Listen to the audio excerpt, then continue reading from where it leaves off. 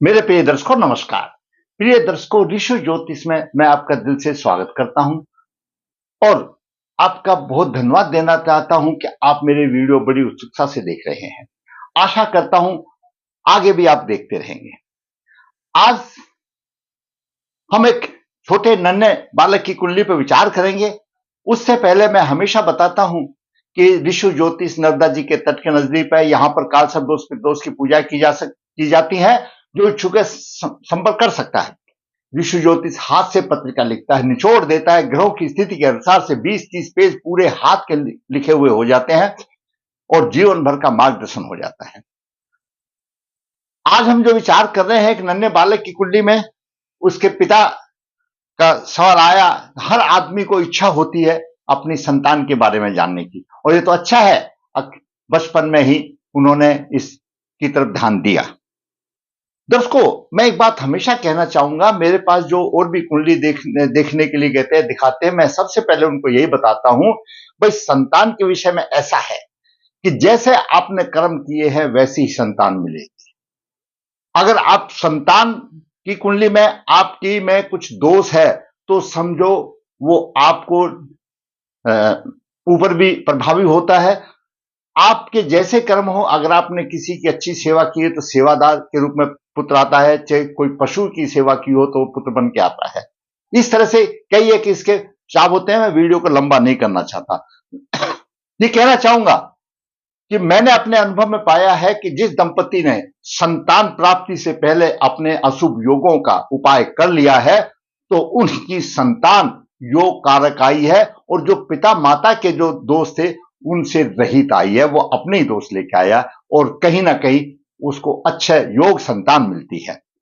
तो अगर पुत्र की कुंडली देखें या पुत्री की कुंडली देखें तो उससे पहले पिता को अपनी कुंडली भी देखनी चाहिए। उसकी कुंडली में संतान का किस हिसाब से योग है, तो पिता की कुंडली भी यह बताएगी अब उसको किस प्रकार की संतान मिलेगी, योग मिलेगी या अयोग मिलेगी। सप्तमास भी इसके लिए है, अब कौन सा सप्तमास में है, और लगन से भी है। तो मैं ये कहना चाहूंगा कि संतान और माता पिता एक दूसरे के ऊपर है। इसीलिए तो कहा गया है कि डॉक्टर का बेटा डॉक्टर बनेगा, क्यों उसके योग वो आते हैं। उसमें इंजीनियर का बेटा इंजीनियर बनेगा, क्यों उसके योग आते हैं, क्यों वैसे माहौल में जीता है, वैसी देश काल परिस्थिति होती है। तो कहना यह चाहूंगा, अच्छी हो कुंडली या खराब हो संतान की, तो पिता को माता को अपनी भी कुंडली अवलोकन करना चाहिए।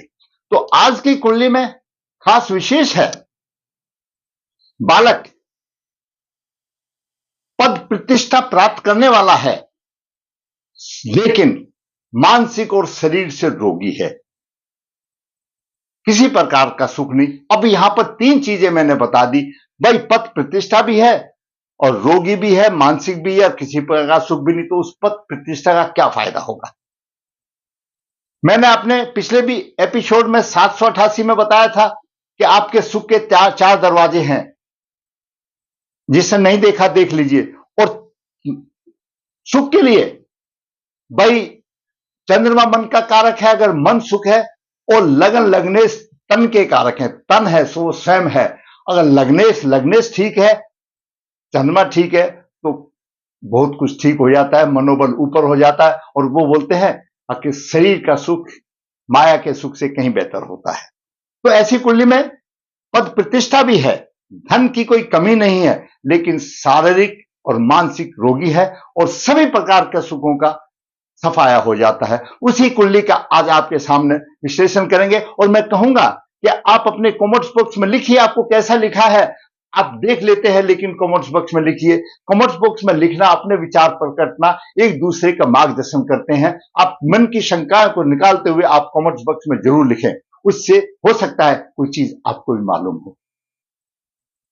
तो ऐसा तो है नहीं कोई आदमी सर्वज्ञानी है, तो आपको कमेंट्स बॉक्स में लिखना चाहिए। और आपको मेरा वीडियो अच्छा लगता है तो उसको लाइक अवश्य कीजिए, मेरा मनोबल ऊंचा होता है। खराब लगता है तो कोई बात नहीं, डिसलाइक कीजिए, लिखिए क्या खराबी है।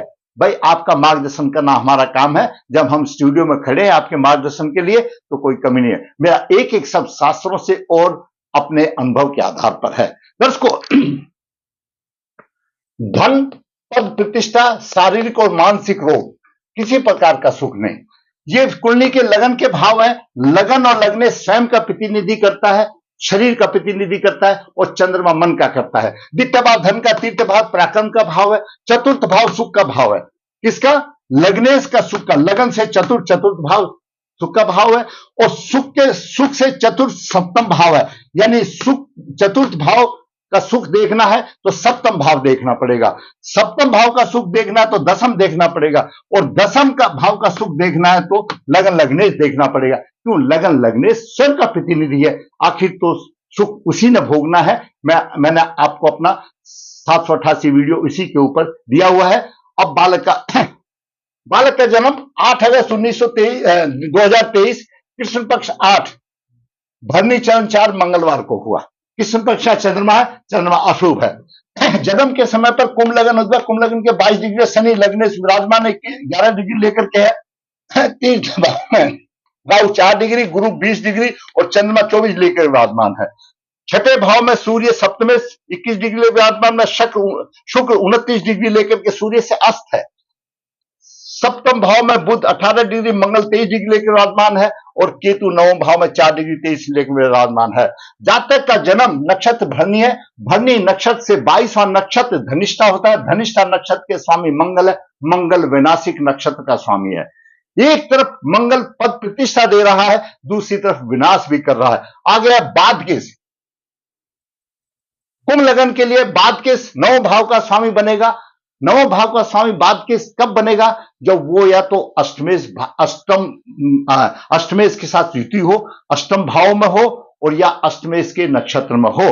तो 9 भाव का स्वामी शुक्र छठे भाव में 29 डिग्री 12 मिनट लेकर के है, अश्लेषा नक्षत्र में है, और अश्लेषा नक्षत्र बुध का नक्षत्र है। बुध अष्टम भाव का भी स्वामी है। तो शुक्र भी बादकेश बन गया। बादकेश का मतलब हर चीज में बाधाएं डालना। और कुंभ लगन के लिए शुक्र चतुर्थ भाव का स्वामी, 9 भाव का स्वामी, केंद्र त्रिकोण का स्वामी, परबल योग कारक है। शुक्र विवाह का कारक भी है, शुक्र भोग विलास का कारक है, शुक्र दाम्पत्य सुख देने वाला है, शुक्र लक्ष्मी है, सुख देवी है, सुख माता है, सुख इतने। परंतु शुक्र अस्त हो गया तो ये सारे भौतिक सुख गायब हो गए। चतुर्थ भाव का स्वामी अस्त हो गया तो चतुर्थ भाव सुख का स्वामी अस्त हो गया। 9 भाव का स्वामी अस्त हो गया। 9 भाव भाग्य भाव है, भाग भी गया, और 9 भाव पिता से संबंध है। 10th भाव पिता का सुख है तो 9 भाव पिता है, तो पिता का भी सुख किसी हद तक में परेशानी आती है। 10 को कुंडली में शनि 12 भाव का स्वामी है, लगन भी है। बालक सुंदर तो होगा परंतु शारीरिक और मानसिक रूप से रोगी होगा, तो 12 भाव का भी साथ में प्रभाव लेके आएगा। उसका व्यक्तित्व तो प्रभावशाली होगा, बुद्धिमान होते हुए भी वह अथास होगा, और 12 भाव के स्वामी से ऐसे हो जाता है जैसे मुरझाया फूल। तीसरी दृष्टि से तृतीय भाव को देख रहा, भाई बहन का सुख नहीं मिलेगा, और सप्तम दृष्टि से यहां पर शत्रु की राशि को देख रहा है। दाम्पत्य जीवन में समस्याएं आएंगी, विवाह में विलंब होगा, और माता पिता के सुख में हानि होगी। जब लगने से स्वयं त्रुटिपूर्ण प्रभाव दे रहा है, क्योंकि 12 भाव का स्वामी है, तो कैसे होगा। अब बात करें सूर्य की। सूर्य तो उसका सप्तम भाव का स्वामी 6ठे भाव में चला गया। सप्तमेश पत्नी से प्रतिनिधित्व करता है। जीवन साथी रोगी होगा, या और भी कोई काम होगा तो कष्ट देने वाली होगी, अपने से परेशान होगा ऐसा जाता है। कार्य व्यवसाय में कमजोर होगा, क्यों? सप्तम भाव कार्य व्यवसाय का भी है। खर्चा अधिक होगा। किसके ऊपर खर्चा करेगा? रोगों के ऊपर। सूर्य यहां खर्चा कर रहा है, पत्नी के ऊपर खर्चा होगा। आगे बात करते हैं चंद्रमा की। चंद्रमा दर्शकों 6ठे भाव का स्वामी है, और मेष राशि में चंद्रमा रोगेश है, और चंद्रमा भरणी नक्षत्र में है।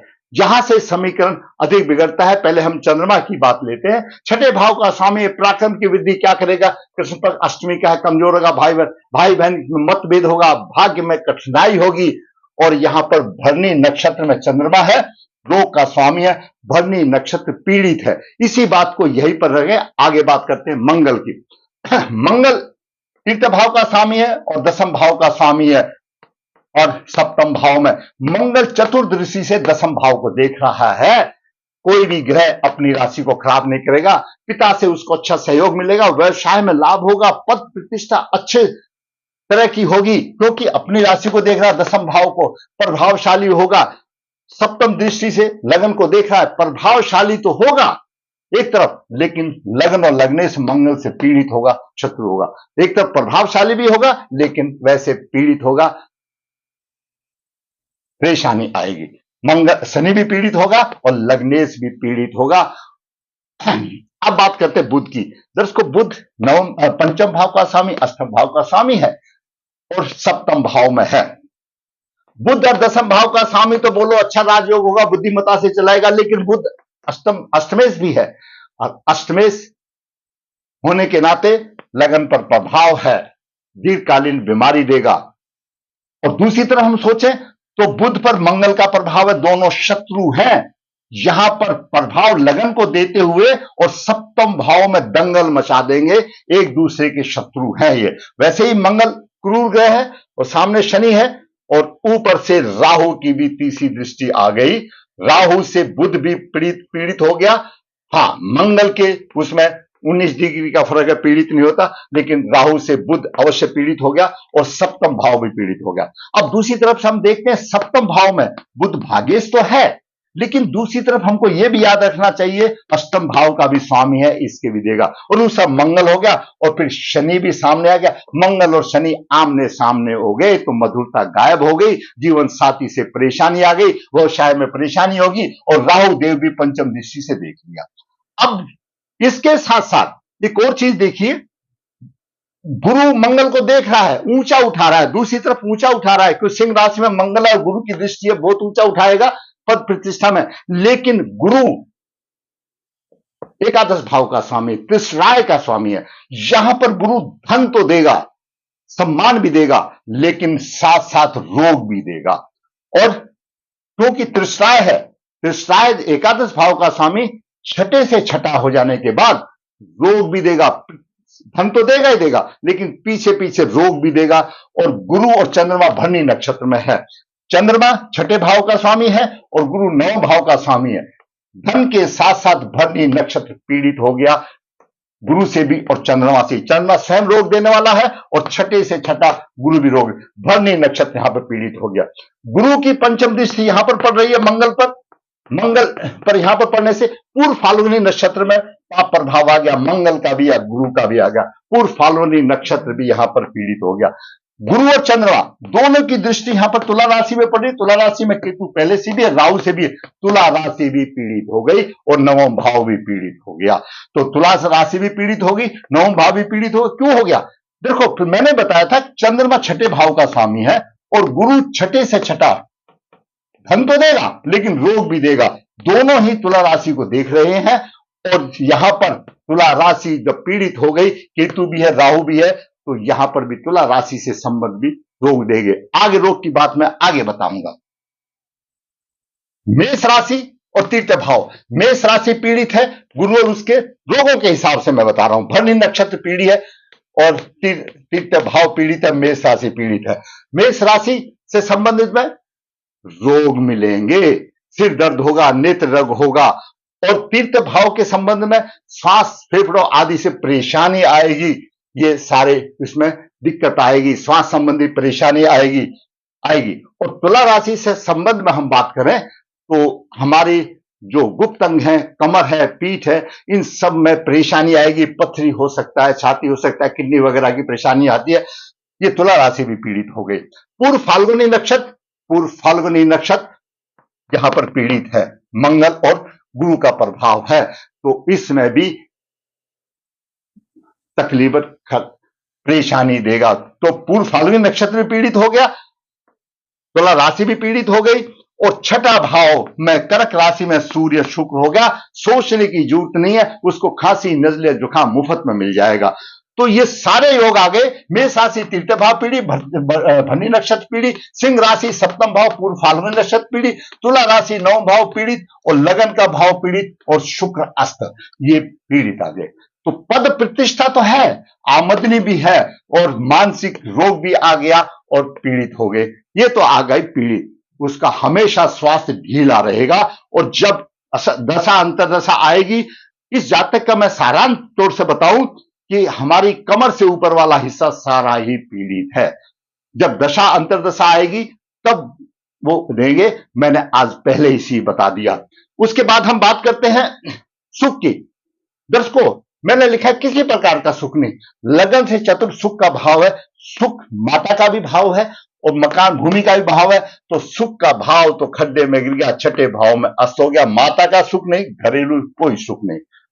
भौतिक सुख, सुख भौतिक सुखों का दाता है, अस्त हो गया। छठ तो आशा ही नहीं। और शुक्र विवाह का कारक है, वह में भी परेशानी आएगी, परेशानी भी आएगी और सप्तम भाव में मधुरता भी नहीं आएगी। और दूसरा, शनि और सूर्य सप्तमेश और लग्नेश एक दूसरे से छठे आठवें हैं। शादी हो भी गई तो तलाक भी नौबत आ जाएगी, कुछ भी समझ लीजिए। इसलिए मैंने कहा सुख की आशा नहीं। पद प्रतिष्ठा है, मंगल देख रहा है, गुरु आमदनी देख रहा है और मंगल अष्टम दृष्टि से द्वितीय भाव को देख रहा है। कोषाध्यक्ष एसबीआई बैंक भरे होंगे इसके पास में, लेकिन अगले का दिक्कत आएगी लोगों की। क्यों? गुरु छठे से छठा एकादश का स्वामी है, आमदनी के साथ साथ रोग देगा। जब गुरु और चंद्रमा इस स्थिति में दोनों मिल गए तो रोगों को बढ़ावा मिलेगा और ये सारी समस्याएं सामने आ गई।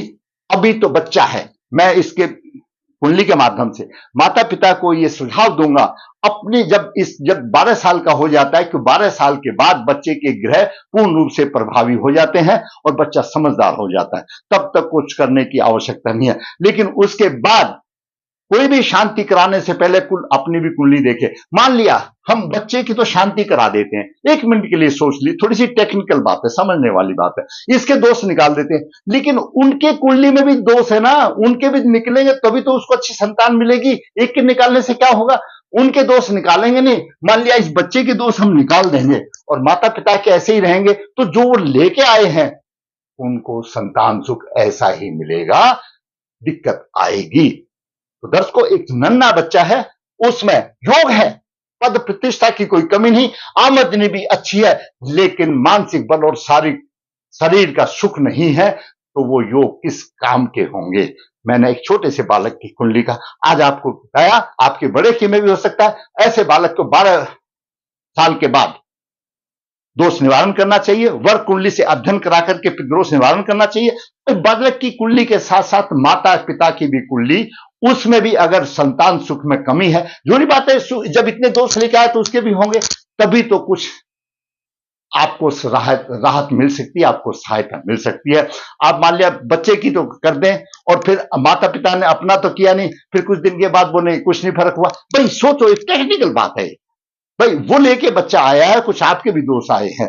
आपके एक नसीब में ऐसा बच्चा मिला जो हमेशा शरीर से कमजोर रहेगा, मानसिक बल उसका कमजोर रहेगा, पद प्रतिष्ठा है, तो आप अपनी कुंडली भी तो देखो, जैसे योग लेके आए वैसी तो संतान मिलेगी, अवश्य फायदा होगा, मेरा विश्वास है। बच्चे के साथ साथ आप अपनी कुंडली का भी अध्ययन करो, दोष निवारण करो और फिर छोड़ दो प्रभु के ऊपर, अवश्य होगा। फिर दोष निवारण करें, जो शनि मंगल की जरूरत करें और राहु मंगल के, राहु बुध के, इनका दोष निवारण करके, काल सब दोष है, आंशिक काल सब, इन सब की दोष निवारण करें, 12 साल के बाद करें। अच्छी बात है, आज आपका मैंने मार्गदर्शन कर दिया और तैयार हो जाइए 12 साल के बाद इस बच्चे की पितृदोष वगैरह आदि निभा करके, अपने भी कुंडली का अध्ययन करा करके, माता की कुंडली का अध्ययन करा करके, तो वह उस यानी ऐसे अशुभ दोषों पर काबू पाया जा सकता है। श्रद्धा आपकी है, किसी पंडित जी या ज्योतिष साथी के पास ज्यादा की छड़ी नहीं है जो आपकी दूर कर देगा, नहीं, वो तो सिर्फ मार्गदर्शन है। मार्गदर्शन करने में कोई पीछे नहीं है, करना आपको है, श्रद्धा आपकी होनी है और भगवान तो भगत के बस में होते आए हैं, वो हमेशा तथास्तु बोल देंगे, लेकिन तरीके से होगा, शास्त्रों के अनुसार होगा। ये ऐसे योग है, आपके छोटे मोटे उपाय से कोई काम बनने वाला नहीं। मैंने एक नन्हे बालक की कुंडली का थोड़ा सा आपका विश्लेषण करके, विश्लेषण तो बहुत चीज है, आपका मार्गदर्शन किया, आपके बच्चे की में भी हो सकते हैं। तो अपने नजदीकी पंडित जी से, कोई नहीं मिलता तो मेरे कमेंट्स बॉक्स में लीजिए, आपका नंबर आएगा, जब अवश्य वीडियो बना करके आपका मार्गदर्शन अवश्य करेंगे। आपको अगर मेरा वीडियो अच्छा लगा है तो लाइक करें, शेयर करें, ताकि और दूसरों का भी मार्गदर्शन हो। और जिसने मेरा चैनल सब्सक्राइब नहीं किया, मैं भाई कहूंगा मेरा चैनल सब्सक्राइब करें, ताकि मेरे चैनल की ग्रोथ हो और मैं इसी प्रकार वास्तविक कुंडली बना करके आपका मार्गदर्शन करता रहूं। धन्यवाद।